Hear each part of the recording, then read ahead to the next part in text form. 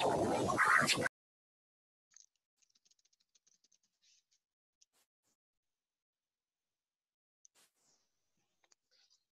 noite, gente.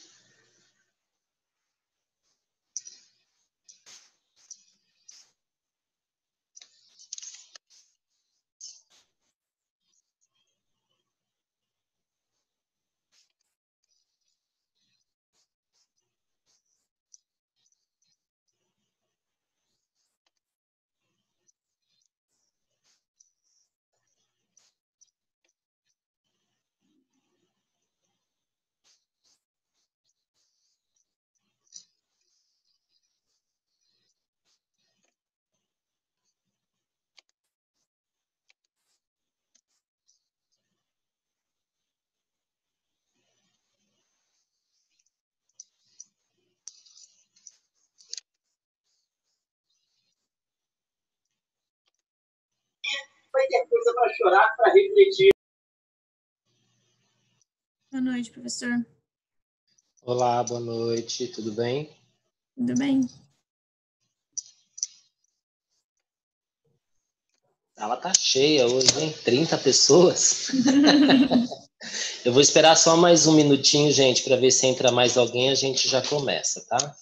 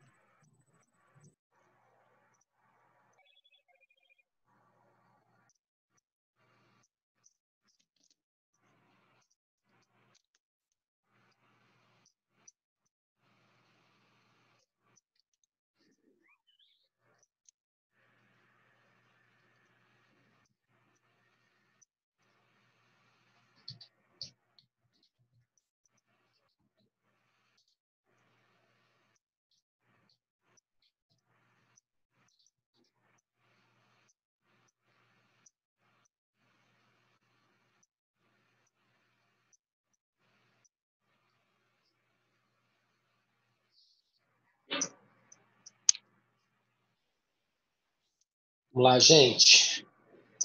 Boa noite, vamos começar aí, primeiro com os recados. Eu postei no material didático de vocês, o trabalho que vocês têm que me entregar de medicamento administrado por som. Eu recebi e-mail de bastante alunos, enfim, mas não recebi de todos que eu estou acompanhando. Então, se alguém não viu o material didático, ou se alguém não entendeu o que é para fazer no trabalho, eu vou repetir o que é para fazer no trabalho. Então, na verdade, vocês têm lá...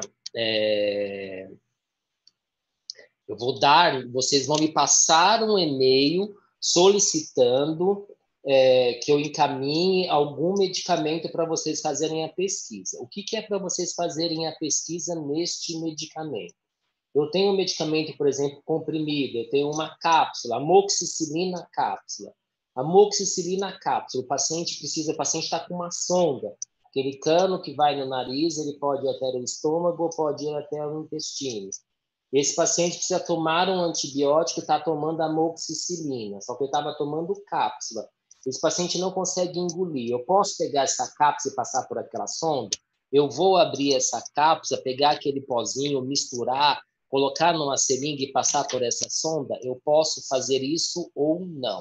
É isso que eu estou perguntando de cada um dos medicamentos. Então, vocês vão me passar um e-mail, quem não passou. Todos os e-mails que foram encaminhados hoje, até 6h30, e eu consegui responder o e-mail de todo mundo. Eu estou olhando o meu e-mail aqui no outro computador, eu estou vendo que chegaram mais uns 2 e 3 e-mails aí, mas aí entre todos os alunos, não sei se é especificamente disso. Chegaram depois das 6h30, eu não respondi ainda, mas eu responderei. Então, por favor, deem uma olhada nisso. Se tiverem dúvida, vocês me perguntam, ok? e me encaminhem o trabalho. Por favor, coloquem qual turma vocês pertencem, se é da noite ou da manhã, por favor, porque eu tenho que separar. Tudo bem, o trabalho é o mesmo, mas na hora de eu entregar, ou na hora de eu corrigir, as minhas planilhas estão separadas, turma da manhã e da noite, aí fica mais fácil. Esse foi o primeiro trabalho que eu pedi. Eu vou postar outro trabalho esta semana, se eu conseguir postar, no final de semana eu posto. Então, vou colocar mais um trabalho e depois a gente só tem mais uma aula para acabar este bimestre aí.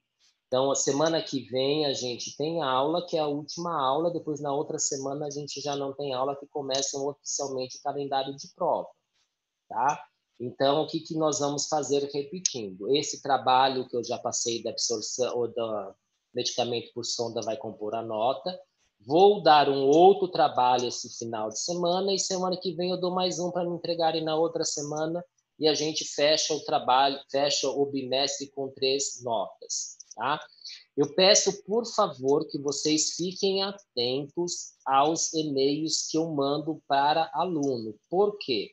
Tem aluno que não está me respondendo ou tem aluno que, de repente, não está vendo e-mail, ou o e-mail que está cadastrado na faculdade não é aquele e-mail. Se vocês não receberam e-mail meu com as notas, ou de repente vocês olharam na média de vocês e não tem nota, eu peço, por favor, para os alunos que tiverem esse tipo de problema, me passem um e-mail me informando e a gente desculpa, ok? Estão perguntando aqui se os 3 TPs é para entregar aqui no dia 29. Não, não é para entregar no dia 29. Dia 29 vamos entregar esse primeiro que eu passei. Eu vou passar um outro esse final de semana, eu coloco a data que é para entregar, e o terceiro vai ser para entregar na semana que começa a P1, dia 4, por aí. Mas eu vou colocando as datas de entrega de cada um dos TPs. Ok? Tá claro isso? Tá? Então, o primeiro é para entregar até o dia 29. Depois vocês têm outros que eu vou colocando a data que é para ser entregue. Se tiverem dúvida, como eu disse, nesse meu primeiro slide tem meu e-mail. Vocês passam o e-mail ou me chamam no WhatsApp, porque estão todos no WhatsApp também. Não tem problema nenhum, eu respondo. Se eu demorar um pouquinho, é porque eu estou trabalhando, eu estou no hospital, ou alguma coisa do gênero. Hoje, por exemplo, eu não fui para casa ainda. Eu estou dando aula para vocês aqui do hospital, porque eu trabalhei até 6h30, mais ou menos. E 6h30 começou a aula de cinética, de hospitalar, então não dava para ir para casa. Então eu vou ficar aqui no hospital hoje até às 11 da noite. Aí às 11, hora que eu acabar a aula, eu vou para casa. Ok? Então, vamos lá. A gente começou falando na semana passada. Alguém tem alguma dúvida? Alguém quer fazer algum comentário sobre o trabalho? Alguém não entendeu como é para fazer? Ok? Se alguém tiver problemas aí, me chame ou manda pelo chat aí, tá? Os 3 podem fazer em dupla? Sim, os 3 podem ser feitos em dupla, não tem problema nenhum. Joana Meirelles, se pode ser feito em dupla. É a mesma pergunta que a Leandra fez. Ok, pode ser feito. Tá, eu vou discorrendo sobre o trabalho, não coloquei o segundo ainda, tá? E assim que eu colocar, se vocês tiverem dúvida, se eu colocar alguma coisa vocês não entenderem o que eu escrevi, aí vocês me perguntam. A Caroline está perguntando se pode ser feito em 3. Não, não pode. Para esse tipo de trabalho, não. Se eu der algum trabalho que eu ver que realmente é muito pesado, tem uma pesquisa muito grande para fazer, aí eu posso colocar que pode ser feito em trio. Sim, eu vou postar mais 2 trabalhos. Só postei um. Vou postar outro, provavelmente esse final de semana, e na semana que vem, que é a nossa última semana de aula aí, na sexta-feira que vem é o nosso último dia de aula, eu vou postar outro trabalho. Tudo bem? Mais alguma pergunta?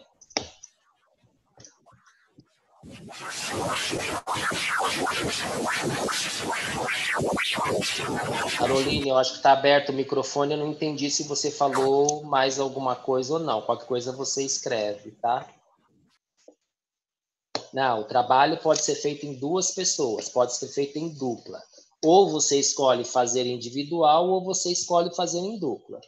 tá? Não pode ser feito mais do que 2, tá bom? Ok? Qualquer coisa vocês vão me perguntando aí, a gente repete. Então, a gente começou falando de absorção de medicamentos aí na semana passada. Então, é o primeiro processo farmacocinético que a gente vai falar. Então, quando eu falo de absorção, o que eu tenho? Eu tenho um fármaco. Vocês estão conseguindo visualizar aí, gente, os slides? Eu liberei. Sim. Tudo bem? Ok? Tranquilo.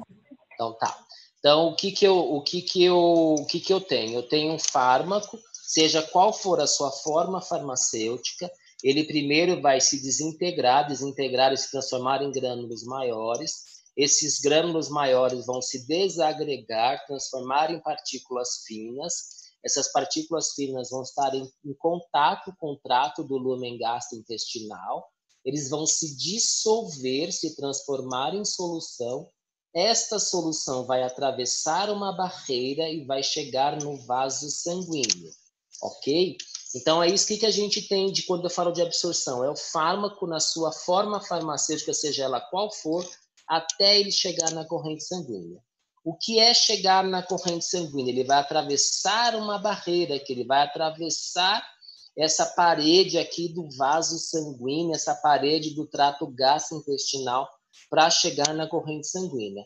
Aí o que eu reforcei com vocês na aula passada é que eu não falo de absorção se o fármaco for administrado por via endovenosa. Então, via endovenosa eu não falo de absorção. Por que eu não falo de absorção? Porque via endovenosa o fármaco está direto na corrente sanguínea, ele não vai atravessar. Quem atravessa essa barreira é uma agulha, né, da seringa, enfim, um equipamento que a gente utiliza para colocar esse medicamento dentro do vaso, mas o medicamento não atravessa barreira nenhuma. Se ele não atravessa barreira nenhuma, está direto na corrente sanguínea, não tem o porquê de eu falar de absorção. Esta barreira, ela pode ser atravessada por alguns mecanismos aí. Então, a gente tem o transporte ativo e o transporte passivo que vocês viram lá em fisiologia, viram com o professor Edson. Então, pode ser uma difusão facilitada, pode ser uma proteína carreadora, o transporte de drogas, ok? Então, isso aqui é o que vocês viram, como é que essa inocitose, endocitose, como é que esse fármaco ele vai atravessar essa barreira e chegar na corrente sanguínea. Aí aqui eu falei das vias de administração, a gente discutiu isso na semana passada bastante. Então, fármaco absorvido, quem faz efeito mais rápido é a droga de uso intravenoso. Por que intravenoso? Se vocês olharem aqui esse gráfico é um gráfico que apresenta tempo em função da concentração de droga. Então, no tempo muito pequeno, o que eu tenho no tempo muito pequeno? Eu já tenho uma alta concentração, eu tenho uma alta concentração de droga. Então, no tempo pequeno, ó, a linha do tempo é essa, no tempo pequeno eu tenho uma alta concentração. Então, para o medicamento fazer efeito, ele tem que chegar primeiro na corrente sanguínea, certo? Tem que ser absorvido. Então, ele vai muito mais rapidamente chegar nesta corrente sanguínea. Depois do intravenoso, eu tenho o intramuscular, que vai chegar mais rápido, passando o intravenoso, depois o subcutâneo e, por último, o via oral, avaliando essas 4 vias aqui, certo? Então, o via oral, que é essa última aqui, ela demora muito mais tempo para eu alcançar uma concentração ideal aí, que é o que a gente vai estar discutindo. Local de absorção de drogas, a gente falou também. Eu vou falar rapidamente, porque quem não estava na aula passada vai entender um pouquinho do que a gente tem, aí dentro desse slide. Então, alguns locais de absorção de droga. Vamos pensar do trato gastrointestinal, desde a boca até a passagem pelo reto, né? Então, eu tenho medicamento na boca, na mucosa bucal. É um bom local de absorção de drogas? Sim, é um bom local. Quando eu perguntar se é um bom local, vocês associem isso com vaso. Lembra que ele tem que atravessar vaso. Se ele tem que atravessar vaso, se é uma região vascularizada, Quanto mais vascularizada for essa região, mais rápido esse medicamento vai ser absorvido. Então, a mucosa bucal é uma região vascularizada? Sim, é uma região bastante vascularizada, principalmente embaixo da língua. Embaixo da língua é mais vascularizado ainda. E quem nunca mordeu a língua, quem nunca mordeu uma bochecha que acaba saindo sangue ou forma aquela placa de sangue? Ok? Então, é uma região bastante vascularizada. Mas nós temos muitos medicamentos que foram feitos para serem absorvidos nesta região? Não. Nós não temos medicamentos que foram feitos, muitos, né? Nós temos algum. Uma pastilha, os medicamentos de absorção sublingual, mas o que eu comentei com vocês quando eu falei de via de administração se o medicamento foi feito para ser administrado por via sublingual, ele não pode ser engolido. Então, um comprimido sublingual ele tem que ser colocado embaixo da língua. Um comprimido de via oral, ele não pode ser colocado embaixo da língua. Via oral, o paciente tem que tomar. É como você pegasse uma pastilha e você engolisse a pastilha. Normalmente, as pastilhas são de uso de uma ação o quê? Uma ação local. A gente falou de ação local na primeira aula e ação sistêmica. Ação local, esse fármaco vai agir naquele local que ele foi administrado. Uma ação sistêmica, ele vai agir no organismo inteiro. Então, normalmente, as pastilhas, elas são preferencialmente de ação local. Então, ele vai agir naquele local. Estou usando uma pastilha para quê? Para uma dor de garganta, uma pastilha, ou vou pegar aí nistatina solução oral, um paciente que está com uma mucosite, um problema nesta região, então ele tem uma ação local. Eu não posso pegar o comprimido sublingual e engolir, porque o comprimido ao engolir este comprimido, eu não sei como será a absorção desse comprimido e vice-versa. Eu não posso pegar um comprimido que é para eu engolir e colocar embaixo da língua. Então, saímos da boca. Saímos da boca, vamos para a traqueia, parte do esôfago aqui. Só um minuto que eu vou beber água.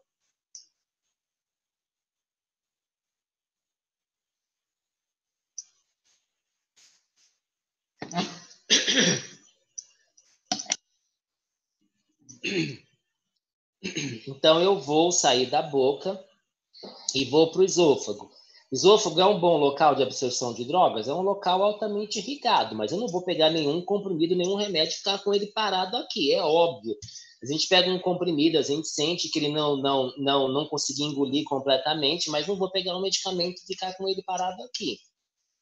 Eu dei o exemplo na aula passada que a gente falou do alendronato. Alendronato é um medicamento que utiliza para osteoporose, e esse medicamento ele tem algumas orientações básicas para quem toma. Quais orientações básicas a gente dá? O paciente tem que tomar ele de estômago cheio, não pode ficar deitado e com bastante... estômago cheio não, desculpe, perdão. Estômago vazio, perdão. Estômago vazio, com bastante água e não ficar deitado. Por quê? Estômago vazio, por quê? Porque ele interage com um monte de medicamentos, então vai tomar ele separadamente dos demais. Um copo cheio d'água para quê? Para aquele medicamento não ficar com resíduo nesta região. Por quê? Porque esse medicamento ele causa, por exemplo, um câncer de esôfago. Então, para evitar que fique resquício desse medicamento, tomar com bastante água.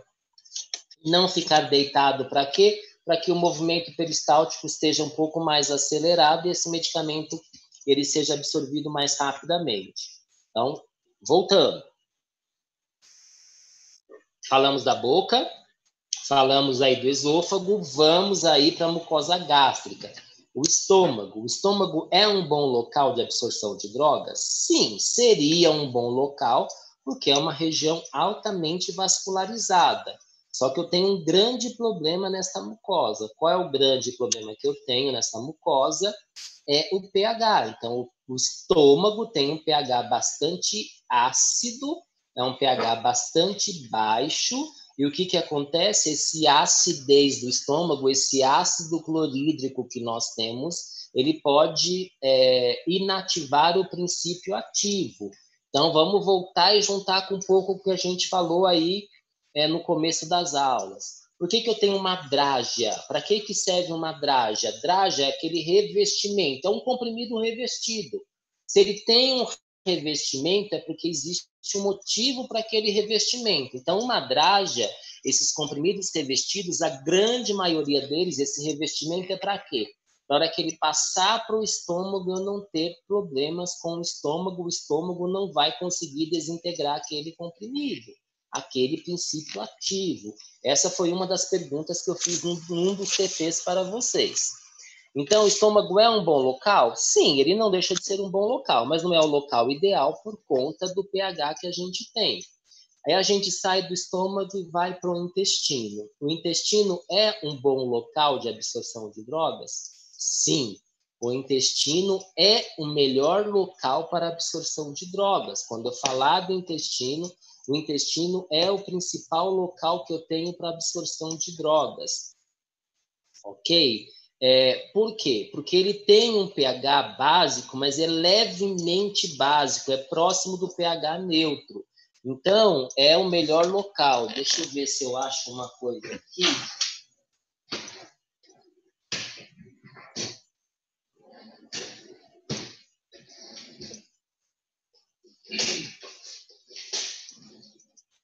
Eu achei, só um minuto.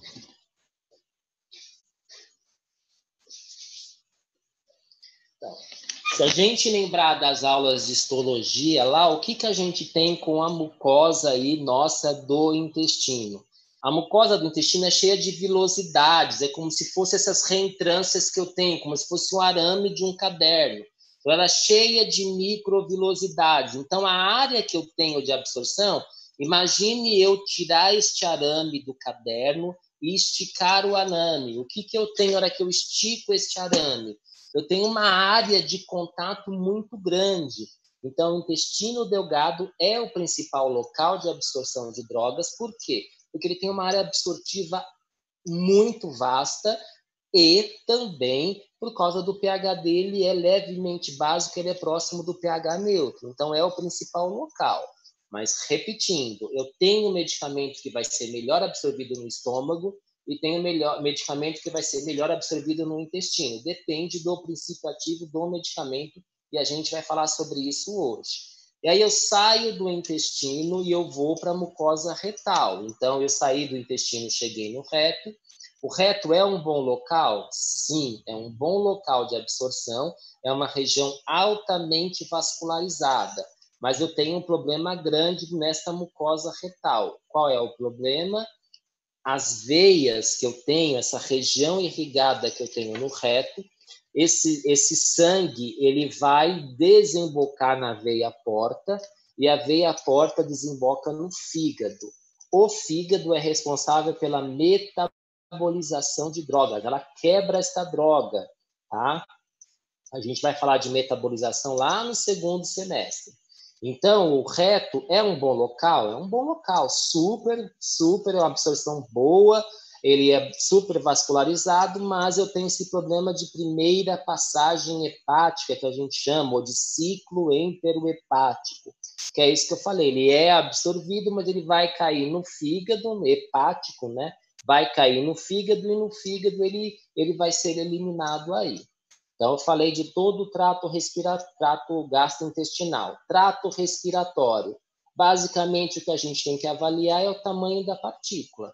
De acordo com o tamanho da minha partícula, eu vou ter uma absorção ou não, dependendo do local. Então, se eu começar aqui da mucosa nasal até chegar aos alvéolos, vai depender do tamanho da partícula. Se eu tiver uma partícula muito pequena deste medicamento, ela vai conseguir chegar nos alvéolos e pode ser absorvida lá nos alvéolos. Se não, ela já para nessa mucosa nasal. Então, dependendo do tamanho da partícula, ela vai encontrando barreiras, né? Ou vai até a nasal, ela pode chegar à traqueal e brônquica, ou chegar até os alvéolos pulmonares. Aí vamos falar de pele. A pele é um bom local de absorção? Nossa pele é altamente irrigada. A gente faz um corte e sai sangue. É uma região bastante vascularizada. Então, é um bom local? Seria um bom local. Mas a maioria dos fármacos que a gente tem, eles são, quando eu falo de fármaco por via tópica, que vai pela pele, são fármacos que são de ação local também. Eu não tenho estou com dor de cabeça, vou usar uma pomada. Não, porque a quantidade que ela vai ser absorvida vai ser uma quantidade baixa, embora tenha muitos vasos, mas ela não vai conseguir absorver grandes quantidades desse princípio ativo, porque ele não vai conseguir atravessar essa barreira e não vai chegar até a corrente sanguínea. Então, a gente tem fármacos pela pele, sim. São absorvidos? Sim. Por exemplo, contraceptivo, anticoncepcional ou contraceptivos que a gente chama aí, certo? Então, tem mulheres que usam alguns adesivos, colocam na pele de contraceptivo, mas olha como é que funciona. Ela usa aquele contraceptivo, usa um contraceptivo por mês. Então, o que significa? Ele vai liberando aquele princípio ativo aos poucos. Existe uma absorção? Sim, mas é uma absorção lenta, uma absorção gradual. Eu tenho medicamentos para parar de fumar que o pessoal usa adesivo de nicotina. A mesma coisa. Vou ter uma absorção? Sim, mas é uma absorção lenta, uma absorção gradual. Regiões subcutânea e muscular. A gente falou de região subcutânea e muscular. Neste slide aqui. Então, a gente já falou sobre isso, sobre essas regiões aí. Mucosa geniturinária. Foi aí que a gente estava parando na aula passada, a gente começou a falar isso na aula passada. Então, a região vaginal é uma região de absorção de drogas? É uma boa região também, é uma região altamente vascularizada. Região peniana, sim, é uma região vascularizada. Porém, de novo, são para drogas de ação local. A gente não vai usar uma droga de ação sistêmica. Conjuntival, olho, ouvido, ok? Então, a conjuntiva aí, ou fazer por via oftálmica, por via otológica aí, outra via aí. São boas vias de absorção? Sim. O olho é super vascularizado. Mas, de novo, a gente utiliza principalmente ou prioritariamente os medicamentos para ação local, não para ação sistêmica. Peritônio. Peritônio, a gente vai falar de peritônio quando a gente for falar de eliminação de drogas ou até de distribuição, que é o último, eliminação, excreção, é o último princípio da farmacocinética. Imagine o paciente fazendo uma diálise, existe uma diálise que é peritoneal.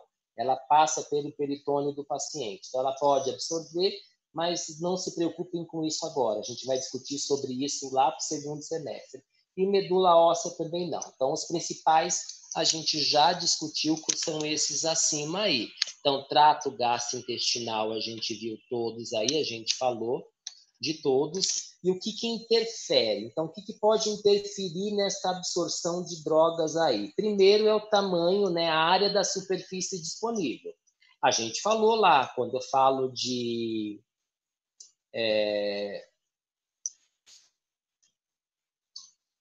intestino eu tenho uma superfície muito grande. Então, agora, o que a gente tem que prestar atenção? Por exemplo, um paciente que fez uma redução de estômago, certo? Um paciente que fez aquela cirurgia para diminuir peso. Quando a gente fala de redução de estômago, a gente chama de cirurgia bariátrica, na verdade.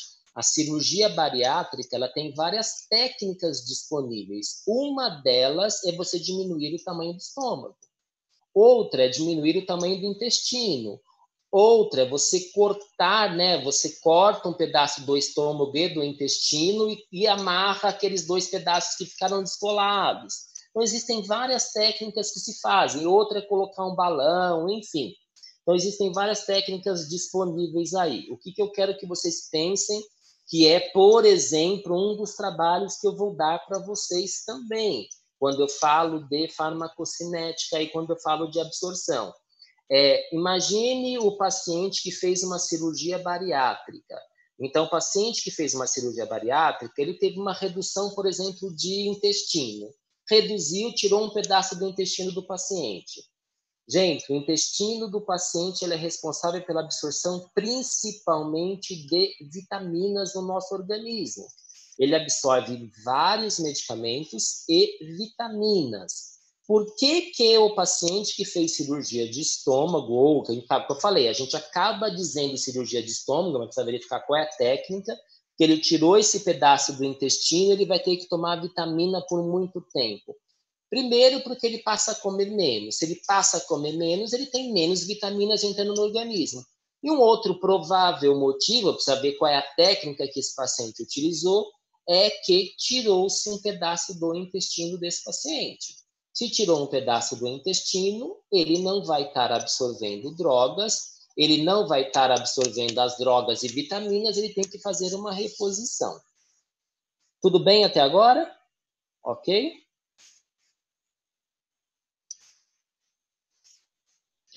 Tá? Se alguém tiver alguma dúvida aí, se manifeste. Fiquem à vontade, pode me chamar aí, tá? Então, o que eu estou falando? Olha lá, quando o fármaco chega ao trato gastrointestinal, se houver um maior número de microvilosidades, a absorção correrá mais rapidamente do que se existirem um menor número. Então, o principal local, de novo, novamente, o intestino. Mas esse fármaco pode ser absorvido em outros locais. Se o paciente teve uma redução do intestino, pode ser que o intestino não passe a não ser o principal local de absorção dessa droga, tá? E aí, forma farmacêutica, um outro fator físico aí. Vai depender se eu tenho um xarope, se eu tenho um comprimido, se eu tenho uma solução. Lembra daquele primeiro TP que eu dei para vocês fazerem, nada de dipirona? Dipirona com várias formas farmacêuticas. Por que ela tem um monte de forma farmacêutica? Ela tem um monte de forma farmacêutica porque ela vai ter diferentes graus de absorção ou rapidez na absorção deste fármaco. Comecinho da aula de hoje eu fiquei mostrando forma farmacêutica e como é que ele chega na corrente sanguínea. Então, de acordo com ele chegar na velocidade com que ele chega, ele vai ser a absorção dele vai ser mais rápida ou vai ser mais demorada, ok? Outros fatores, o tempo de contato. Então, vamos imaginar um paciente, ele está obstipado. Esse paciente não consegue ir ao banheiro, ele está obstipado. Então, o que acontece com o trato gastrointestinal? A motilidade do trato gastrointestinal está mais lenta. Se aquele movimento peristáltico, se ela está mais lenta, o que significa? Significa que o fármaco vai ficar mais tempo em contato com aquela região.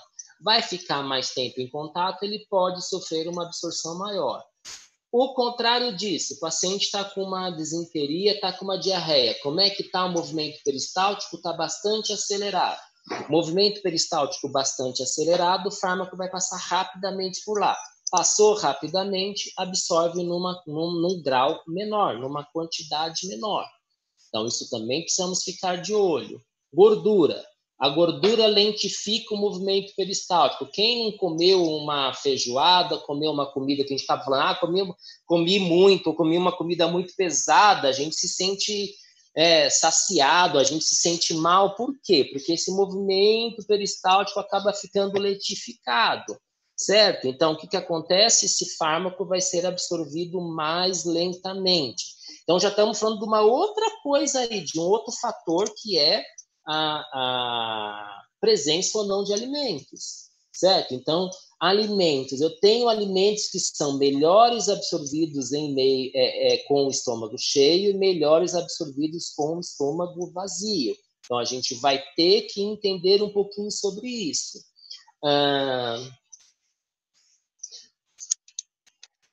Deixa eu escolher uma vítima aqui. Pablo, você me ouve? Pode falar, professor. Então, vamos lá, Pablo. Você acha que antibiótico, eu tomo ele de estômago cheio ou de estômago vazio? Com alimento ou sem alimento?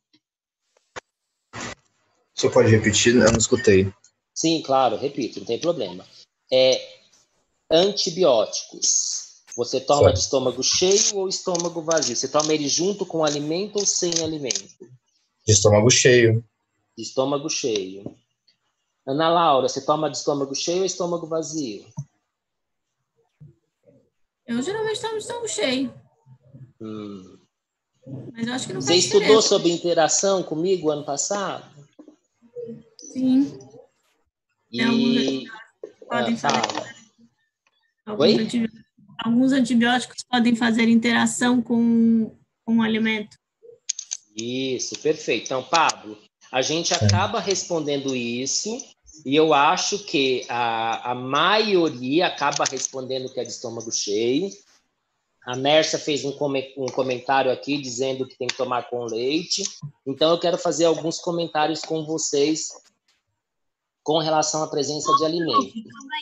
Gente, vai cair a conexão em 1 minuto. Agora que eu vi. Eu vou passar outro link para vocês. Então, eu vou ficar falando e eu volto dessa parte, porque vai cair a conexão e eu passo um novo link para vocês. Não estranhem, não, que eu não tinha visto. Acho que dá para usar o mesmo. Eu não sei. Eu não estou muito habituado aqui, que eu uso... Geralmente a gente usa o mesmo. A gente volta no mesmo link. Eu vou passar outro link, porque aí eu não sei como é que eu vou repetir o mesmo...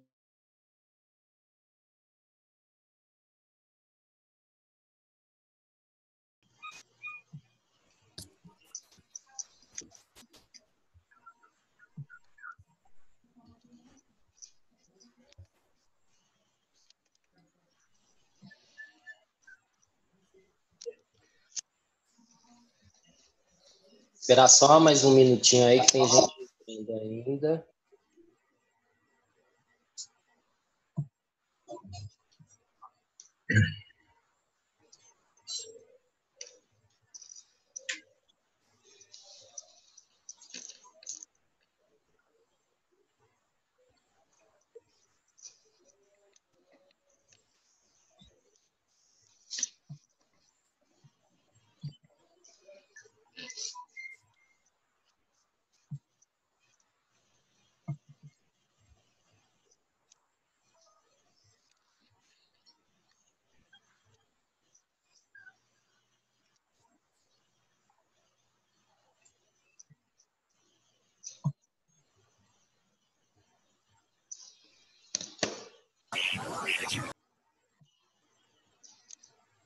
Me deem 1 minuto que eu já volto, gente.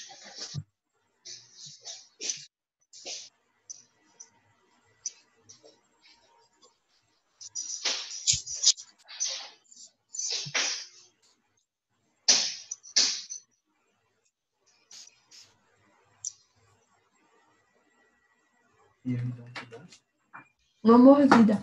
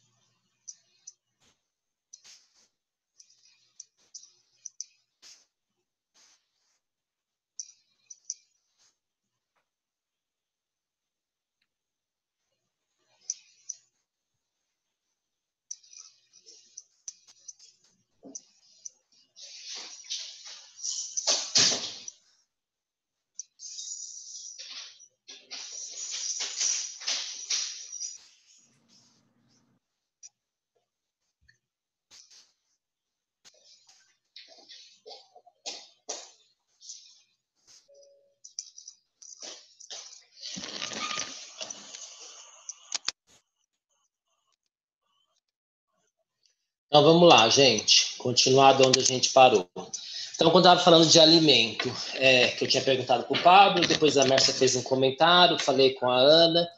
Então, a gente tem medicamentos que a presença de alimento pode atrapalhar a absorção desses medicamentos. Tem medicamentos que não precisam ou que a presença de alimentos não interfere.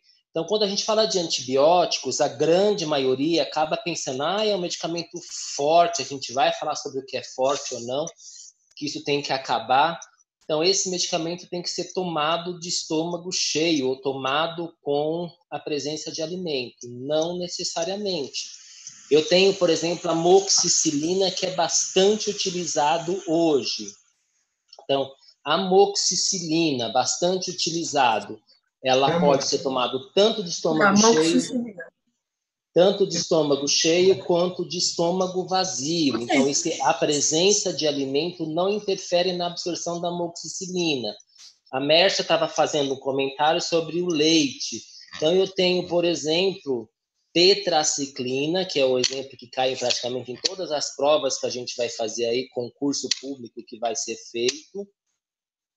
Acabam comentando sobre a tetraciclina, que acontece o quê? O leite, na verdade, o cálcio que está presente no leite, esse cálcio, ele se junta com o medicamento, gruda no medicamento, forma um complexo insolúvel, forma um quelato, impede esse medicamento de ser absorvido. Então, se esse medicamento não é absorvido, ele não vai ter ação, porque para ele ter ação, ele tem que primeiro chegar na corrente sanguínea e ser absorvido. Não significa que não vai ser absorvido nada, uma parte dele vai ser absorvida, mas não vai ser absorvida uma outra parte. Outro exemplo que eu acabo dando do leite, que hoje é muito utilizado, é o ciprofloxacino, que é um medicamento utilizado para infecção urinária, por exemplo. Então, o cipro é outro medicamento bastante utilizado que também não deve ser administrado com leite. A presença de leite, ele impede, ele também forma esse quelato e diminui a absorção do fármaco. Tudo bem? Fechado? Pablo, deu para entender? Deu. Professor, você pode tirar uma dúvida minha? Claro, fica à vontade. No caso, vamos supor que um paciente tome 8 a 9 medicações. Na receita dele tem já um omeprazol ou um mais forte, um omeprazol. Porém, o paciente relata que está com dor abdominal ainda.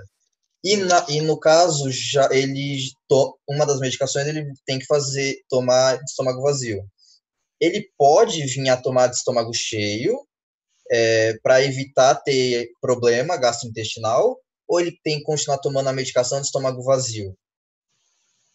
Não, então, ele vai tomar de estômago vazio. A gente vai aprender, a gente vai falar sobre isso lá no segundo semestre, porque, assim, eu tenho, por exemplo, omeprazol, que vocês vão aprender, não sei se o Valber já passou para isso para vocês ou não, mas vocês vão aprender com o Valber, que omeprazol, a primeira coisa, para que serve o omeprazol? É um protetor gástrico.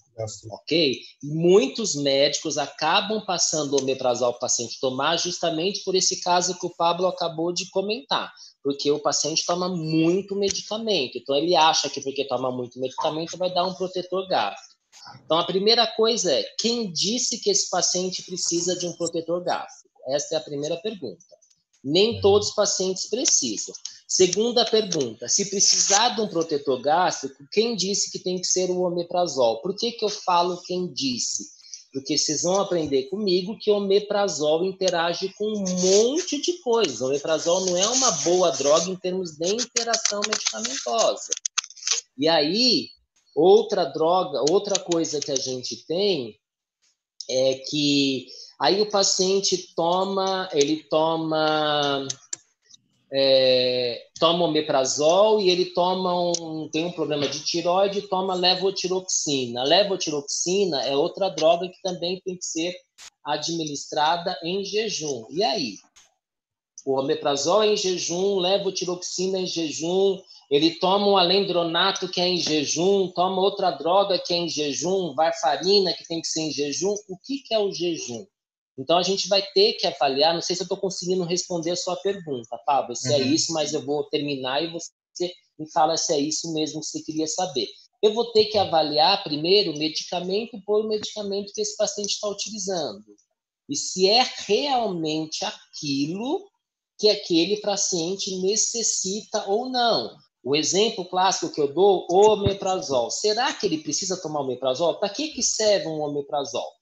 Se ele está usando um omeprazol apenas como protetor gástrico, se ele tomar os outros medicamentos de forma adequada, ele não vai precisar tomar um omeprazol. Agora, se ele tem, esse paciente tem um refluxo gastroesofágico, aí tudo bem. Ele está tomando um omeprazol por conta do refluxo, aí é uma outra coisa. Então, eu posso tirar esse medicamento ou vou avaliar o uso deste medicamento. Não sei se era essa a sua pergunta, se eu entendi bem, Pablo. Não, sim, só que aí uma questão. Se, no caso, o paciente tem que tomar em jejum, ele relata isso, vamos supor que ele tome por conta própria famotidina. Ele pode estar fazendo uso de um protetor gástrico, vamos supor, quando ele acorda, um intervalo de meia hora a 1 hora, 2 horas depois, ele pode estar fazendo uso do medicamento em jejum ainda? É correto ou não? Pode, eu entendi. Pode sim, não tem problema. Desde que, assim, é que às vezes a gente fala em jejum, normalmente o que a gente pede é que ele dê mais ou menos 2 horas de intervalo. Então, por exemplo, o paciente toma Marevan. Marevan é uma varfarina, é um anticoagulante que interage com um monte de coisa. Então, a gente pede para ele tomar em jejum quando ele acorda, ou então ele tomar no final da tarde, que é o intervalo que ele vai ter grande entre uma refeição e outra, antes da janta. Então, por exemplo, ele janta às 20 horas, toma às 18, porque a última refeição dele foi, por exemplo, às 15 horas. Então, às 15 horas ele fez uma refeição, foi um chá da tarde, por exemplo, um café, alguma coisa, e aí ele ficou 3 horas sem comer nada, ele tomou a varfarina, que seria um jejum, dali 2 horas ele vai jantar. Então, a gente também tem esse costume, dar um intervalo. Qual é o maior intervalo que ele tem entre uma refeição e outra? Seria um outro jejum que ele estaria tendo ali. Eu tenho o jejum da hora que ele dormiu à hora que ele acordou, que é um jejum bastante grande. O paciente dormiu 8 horas, 10 horas, então eu tenho um jejum grande. Apesar que ele dormiu, não significa que ele acabou de comer e foi dormir. Às vezes ele comeu às 20, foi dormir meia-noite, foi dormir às 22, mas ele tem um intervalo grande. Ou eu conto um intervalo grande entre as refeições. Agora, ele tomou esse famotidina às 6 da manhã, e depois ele vai tomar às 8 outro medicamento, desde que ele não tenha se alimentado, vai ser um outro jejum? Sim, é um outro jejum. Acho que foi essa a sua pergunta, não é isso? Isso mesmo, professor. Uma coisa, a Gabi falou do cálcio, você esclareceu. Tirando água, tem alguma bebida que o paciente pode vir a ingerir que tenha sabor, que alguns têm dificuldade, que não altera a absorção? Ou não, tipo, a gente tem que avaliar isso? Tem que avaliar medicamento por medicamento. O que a gente costuma não orientar o paciente é tomar medicamento com refrigerante. Tem muito paciente que toma à noite com refrigerante. Não tomar com refrigerante na hora da refeição. Por que não tomar com refrigerante? Refrigerante é ácido, acaba mexendo com toda a acidez e pH. A gente está vendo nesse slide aqui, que eu estou mostrando para vocês, drogas ácidas são melhores absorvidas no meio ácido. Droga básica é melhor absorvida no meio básico. A gente vai discutir isso daqui a pouco. Então, se for uma droga básica, ele está tomando com refrigerante, que é uma coisa mais ácida, que vai deixar o pH mais ácido ainda, o que significa isso? A droga não vai ser bem absorvida. A gente procura pedir para que o paciente não tome com bebidas muito quentes, nem bebidas muito geladas, porque isso também interfere tanto no pH quanto na motilidade do trato gastrointestinal. Então, o ideal é tomar com água.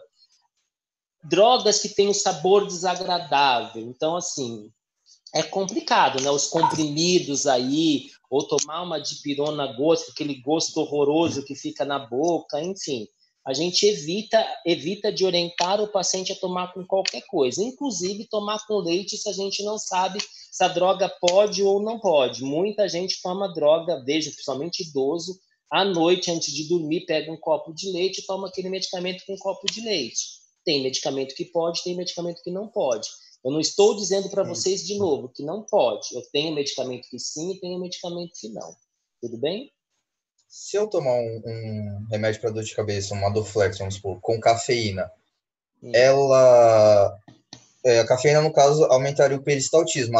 A droga seria excretada mais rápido, que nem o senhor falou não, nós estamos falando de absorção. Nós estamos falando de absorção. Então, tem cafeína na Dorflex, isso que me levou a pensar, se aumentasse a dosagem. Então, mas nós estamos falando de absorção. Primeiro, antes de excretar, é o que eu sempre falo. A gente tem 4 fases da farmacocinética: absorção, distribuição, metabolismo e excreção.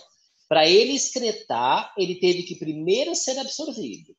Então, nós temos que falar de absorção. Isso vai aumentar ou vai diminuir a absorção? Cada droga tem uma absorção diferente.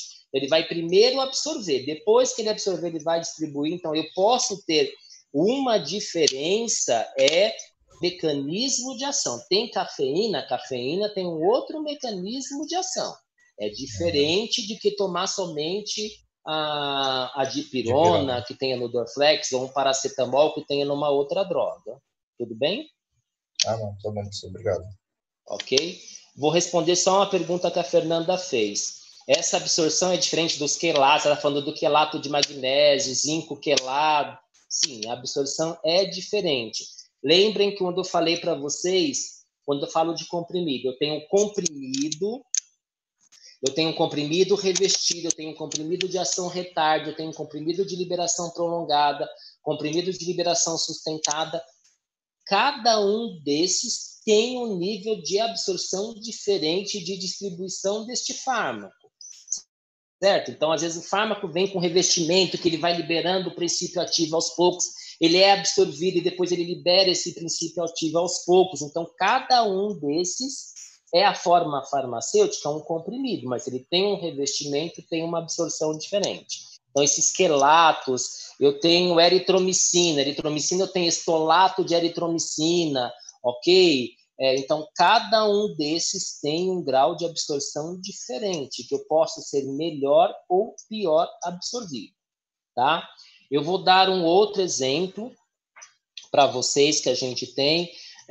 Vocês vão aprender comigo isso no ano que vem, mas eu acho que entra um pouco nessas perguntas que vocês estão fazendo, que estão bem interessantes. A gente tinha um antibiótico, uma sulfa, que era produzida na década de 40, acho que na década de 40, acho que era. Na década de 40 foi produzida uma sulfa, então a gente tinha nos Estados Unidos, uma indústria produzia este medicamento, e eles observaram que depois que ele mudou o veículo, então o medicamento é o mesmo. Tá? Então, estamos falando do mesmo princípio ativo. Então, é o mesmo princípio ativo, só que o veículo. O que é veículo? Lembrem lá, quando eu falei para vocês, o medicamento não é dipirona comprimido, aquele comprimido de dipirona, ela não tem só dipirona. O comprimido de dipirona, ele tem dipirona e mais os recipientes que vão nele, os veículos que vão nele. As coisas que você usa, mistura para formar, para deixar naquela forma de comprimido. Certo? Vai lactose, vão algumas coisas lá. O exemplo que eu dei, desculpa, foi o bolo de cenoura que eu falei para vocês quem estava nas aulas. Né? O bolo de cenoura não tem somente cenoura, ela tem cenoura e tem outras coisas lá, ok? Então, o que essa pessoa fez, o que essa indústria fez? Ela tinha o mesmo princípio ativo e ela simplesmente mudou o veículo, ela mudou o que ela usava para solubilizar aquele princípio ativo. Ela solubilizou aquele princípio ativo e apenas por solubilizar esse princípio ativo, ela fez o que com isso daí? Ela deixou a droga mais solúvel e essa droga foi absorvida numa quantidade maior. Tá? Gente, tem gente com o microfone ligado. Por favor, desligue. Por gentileza, quem está com o microfone ligado, desliga, por favor. Obrigado. Então, vou repetir aí. Então, ele tinha uma solução, ele tinha um grau de absorção, ele mudou o veículo, o princípio ativo é o mesmo. Então, na cabeça dele, como a princípio ativo é o mesmo, não tem problema absolutamente nenhum. Estou trabalhando com o mesmo princípio ativo, ele fez isso daí com uma outra substância que deixava essa molécula mais solúvel. Deixava essa molécula mais solúvel, o que acontecia com isso? A droga era mais absorvida e a gente teve a morte de várias crianças com este medicamento, porque esse medicamento era um medicamento tóxico, simplesmente porque mudou o grau de absorção, que é exatamente o que a gente está falando agora. Tudo bem? Ok para todos aí? Podemos continuar?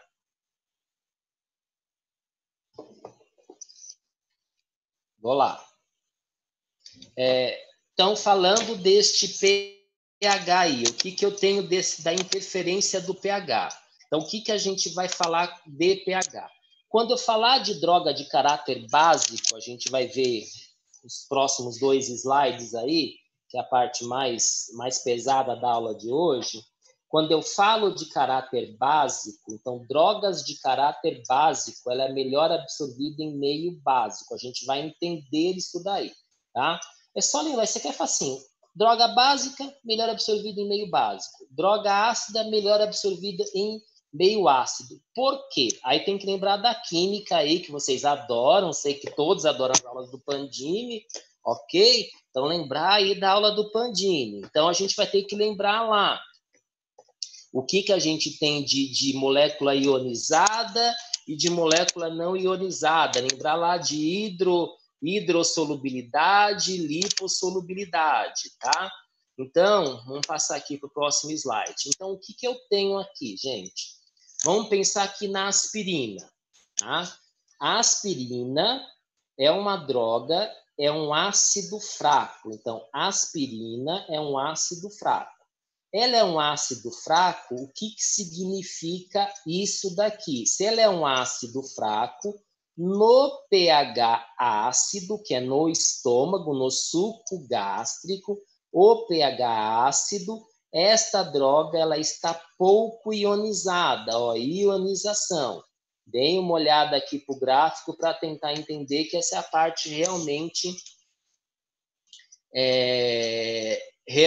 falando de ionização aí, falando dessa absorção.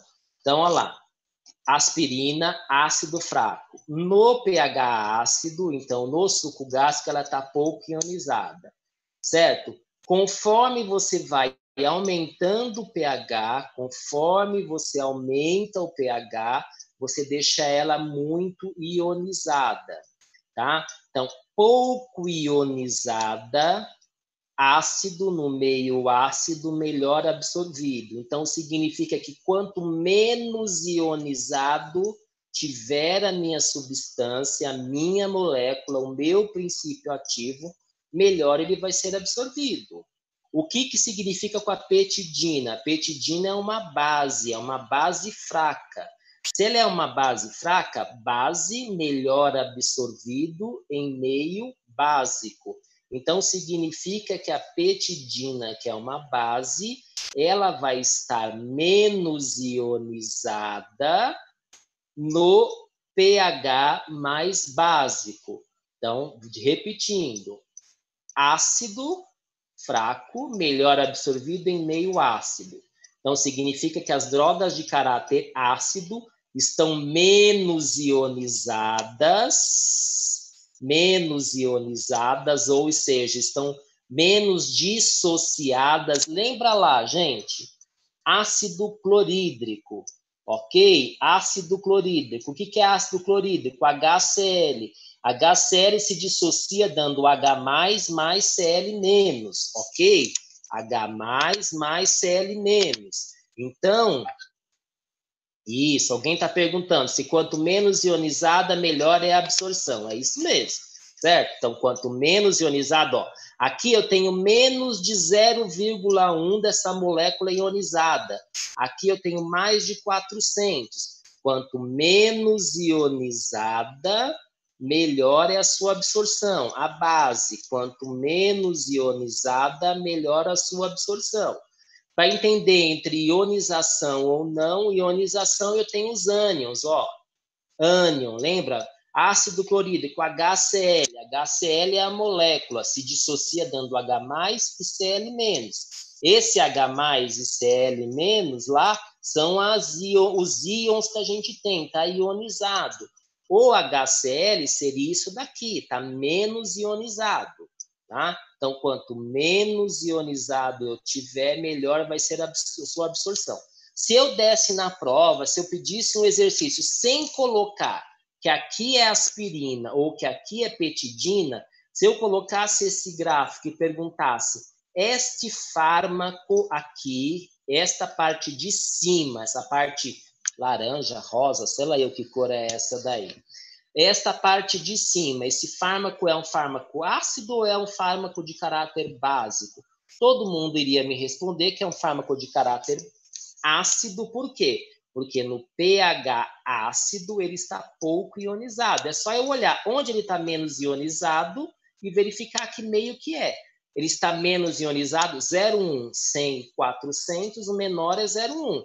0,1 é em qual meio? Suco gástrico. Se é no suco gástrico, ele é melhor ionizado neste meio, suco gástrico, pH ácido. pH ácido significa que o fármaco é de caráter ácido, certo? Estão perguntando aqui para mim, quando ocorre a ionização, o fármaco tem uma baixa no seu efeito terapêutico? Não, não tem nada a ver isso com, assim, eu estou falando de absorção, o fármaco chegar na corrente sanguínea. Então, vamos imaginar que você tomou um fármaco de caráter básico. Vamos fazer aqui o exercício mental. Um fármaco de caráter básico. Você tomou um fármaco de caráter básico, ele vai ser melhor absorvido no meio básico. Você acabou de fazer a sua refeição. Estamos falando de comida, falamos agora há pouco de refeição. Você acabou de fazer a sua refeição e tomou o medicamento. Você acabou de fazer a refeição, seu pH está mais ácido ou está mais básico?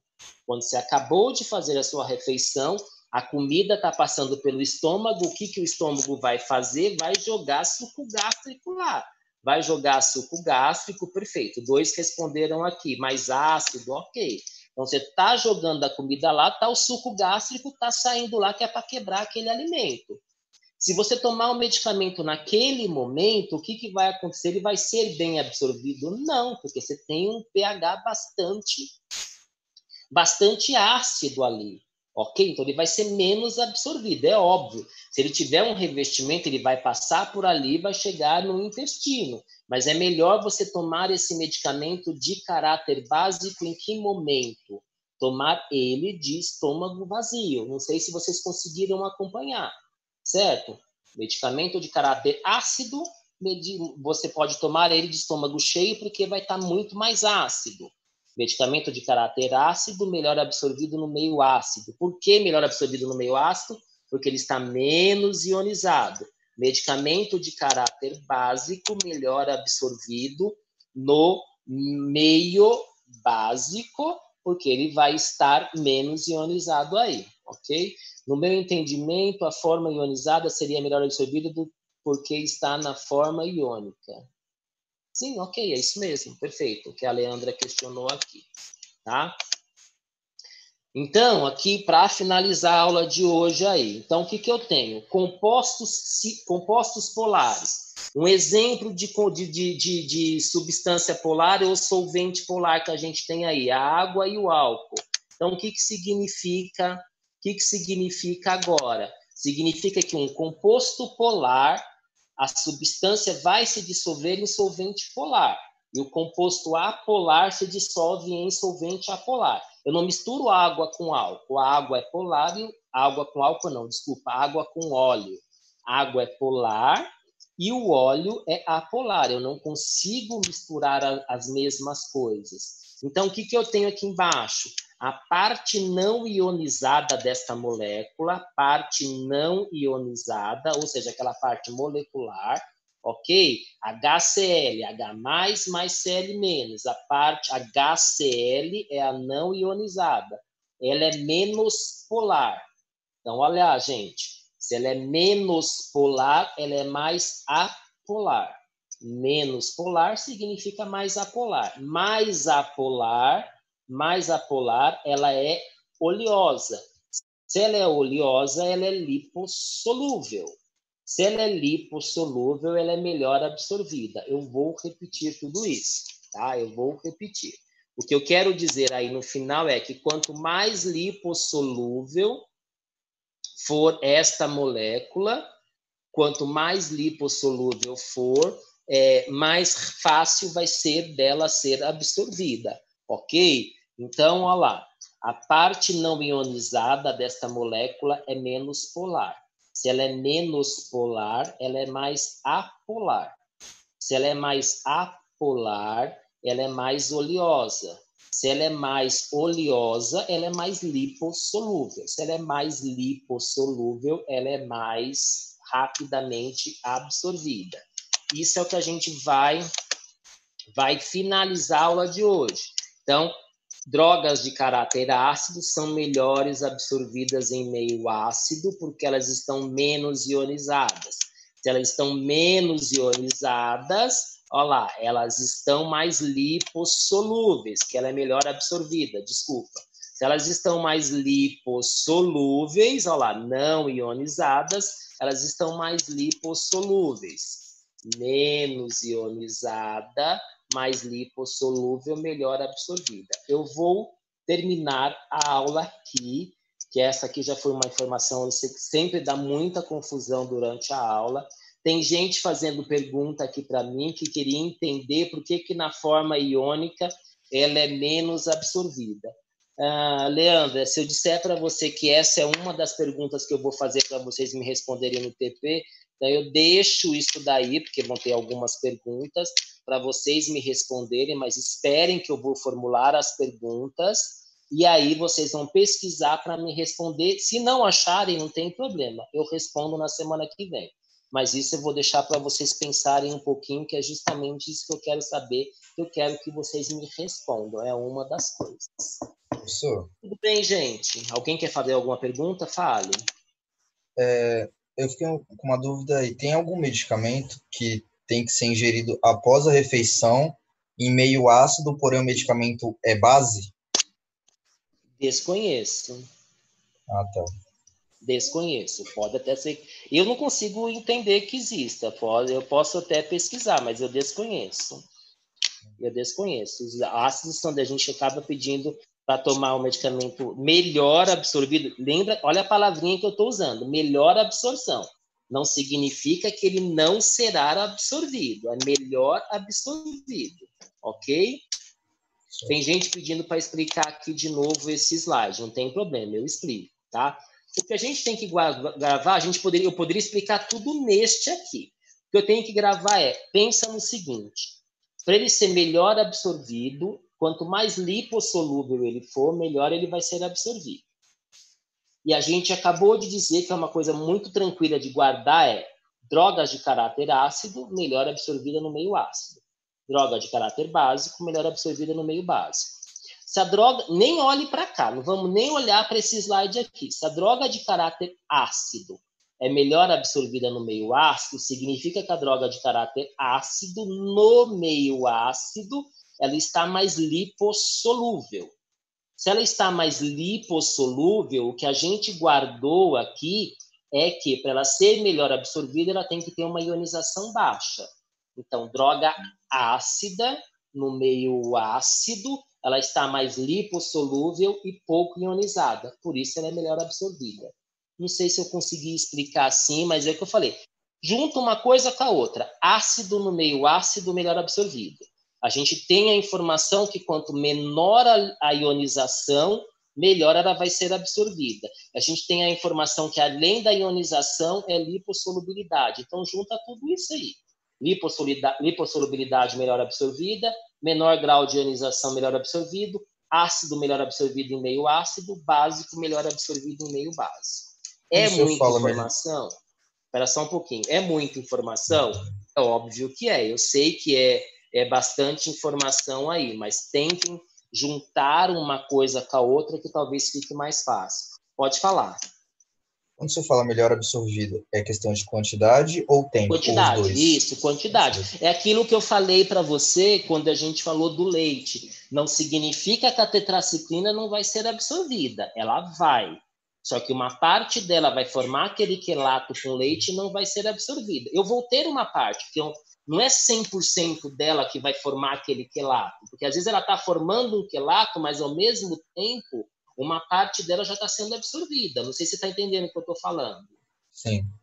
Tá? Então, ela está formando aquele quelato, mas uma parte está quelatada e outra parte está sendo absorvida ali. Então, a gente tem essa diferenciação aí. Então, por isso que eu falo, diminui a absorção. Não significa que não vai absorver. Agora, entre diminuir a absorção e fazer efeito, tem uma diferença grande. Eu posso até comentar um pouquinho aqui, mas vocês vão entender isso mais no segundo semestre. A gente tem um nível que tem que chegar à concentração do fármaco no sangue para que ele faça efeito. Às vezes, eu tenho um medicamento no sangue, a concentração é essa para que faça efeito. Eu tenho o medicamento no sangue nessa concentração. Só que ele não chegou nessa. Se ele não chegou nesta concentração, ele não vai fazer efeito. Eu estou com o remédio no sangue, mas não fez efeito. Para ter efeito, ele tem que passar esta concentração. Então, quando eu disse essa proporção, pode ser que ele tomou com leite e não chegou nessa concentração. Ou pode ser que a quantidade que formou o quelato foi uma quantidade pequena que ultrapassou, o que foi absorvido ultrapassou. Até pode, mas a gente, via de regra, a gente acaba falando do quê? Quando forma esse quelato, esses medicamentos, não tome com leite, que vai formar um quelato e vai impedir a absorção. Deu para entender, Pablo? Sim, senhor. Tá. Leandra, se quer fazer uma pergunta, pode falar. Ou escrever, fica à vontade. Eu não sei direito como desenvolver nem essa pergunta, mas eu não sei, assim, professor, se eu tenho um medicamento que ele vai se ionizar. Então, se ele vai se ionizar, ele vai ficar mais polar. Nesse caso, eu teria que, por exemplo, administrar ele IV, porque ele cairia direto na corrente sanguínea, que é hidrossolúvel? Ou não tem nada a ver? Não. Aí eu posso escolher se eu vou dar esse medicamento. É que assim, isso daí eu vou conhecer a característica do medicamento, porque aí eu sei se eu vou dar... Quando a gente tem informação na bula, se vai ser administrado de estômago cheio, se eu vou administrar de estômago vazio, se eu administro antes da refeição, depois da refeição. Tem medicamento, por exemplo, que a gente tem orientação, tome com suco de laranja. Tem medicamento que eu tenho, tome após as refeições, tome em jejum, porque aí eu vou conhecer a característica do medicamento naquele meio que ele vai estar em contato. Aí eu sei se ele vai ou não vai ser bem absorvido ou não. Ser uma forma endovenosa, eu tenho, por exemplo, não é endovenoso, não, até pode ser, uma insulina, pronto. É que insulina, agora a gente tem insulina nasal, mas esquece a insulina nasal. Insulina. Não sei se você assistiu ou se você lembra das primeiras aulas que eu dei, não seria interessante ter uma insulina comprimido, na forma de comprimido? Seria. Por que eu tenho que ficar picando o paciente um monte de vezes? Então, eu tenho duas respostas que a gente pode dar aí para a insulina, que agora fica mais fácil. A primeira delas é o seguinte, cada paciente usa uma concentração diferente de insulina. Então, fica difícil a paciente corte meio comprimido, 1/4 do comprimido, 1/8, tome 2 comprimidos, 1,5. É um pouco difícil de trabalhar com isso, mas até que daria para trabalhar. A segunda coisa é que a insulina ela não é estável nesta forma farmacêutica comprimido. Eu não consigo estabilizar, fazer uma forma farmacêutica que fique estável, que eu tenha uma estabilidade que possa manter esse medicamento. A mesma coisa é do AS pediátrico, aspirina infantil, que eu também falei. Por que a aspirina infantil é comprimido e eu não posso dar uma aspirina, não faço uma aspirina em xarope para uma criança? Porque ele não é estável. Então, dependendo da substância, eu vou avaliar essa substância e dizer, olha, essa não é estável, então eu não consigo fazer comprimido. Essa não é estável, só vou poder fazer injetável. Agora, essa... eu já sei que ela consegue ser estável, então eu peço para o paciente tomar de estômago cheio, porque ela vai ser melhor absorvida quanto menor for o pH. Quanto maior for o pH, então tome de estômago vazio e assim por diante. Não sei se eu consegui responder a sua pergunta. Entendi sim, professor. Obrigada. Muito obrigada. Imagina, não por isso, fica à vontade. Gente... era isso que eu tinha para falar por hoje. Tudo bem aí, ok? A gente volta na semana que vem, tá bom? Tiverem dúvidas, por favor, pode passar um WhatsApp ou me procurem aí. Tá faltando 1 minuto aí para acabar a aula. E não esqueçam de olhar o material didático que eu vou colocar informações lá, vou colocar trabalho para vocês, tá bom? Boa noite para todos, que eu tenho mais uma aula aí. Beijinhos para vocês e se cuidem, por favor. Tchau, tchau.